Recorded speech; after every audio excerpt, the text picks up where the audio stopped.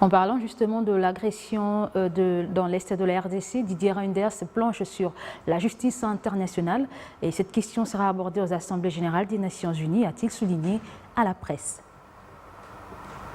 Il y a eu des condamnations très claires aussi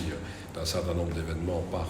l'Union européenne, et nous allons continuer à travailler de cette façon. Mais il est clair que sur les responsabilités et la lutte contre l'impunité, je l'ai dit, nous souhaitons, comme nous le faisons ailleurs dans le monde, faire en sorte que la justice internationale puisse passer, puisse clairement se prononcer. Et donc, bien entendu, chacun aura à défendre ses positions, mais c'est à la justice internationale de faire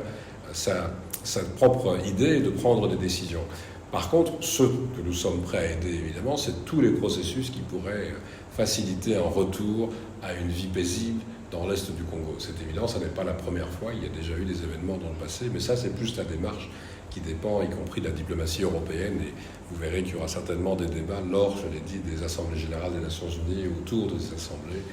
J'ai eu l'occasion d'en parler avec le ministère des Affaires étrangères, mais de nouveau, ce sera surtout le haut représentant de l'Union européenne qui en parlera lors des réunions autour de ces assemblées à New York. Chacun joue son rôle, la majorité comme l'opposition, je connais les processus électoraux, mais j'ai souhaité surtout rencontrer ceux qui auront la charge de réellement organiser et garantir les deux principes que j'ai évoqués d'inclusivité et de transparence. C'est évidemment la Cour constitutionnelle dans la surveillance complète à la fin du processus, mais c'est aussi la CENI, et ça je verrai la CENI demain.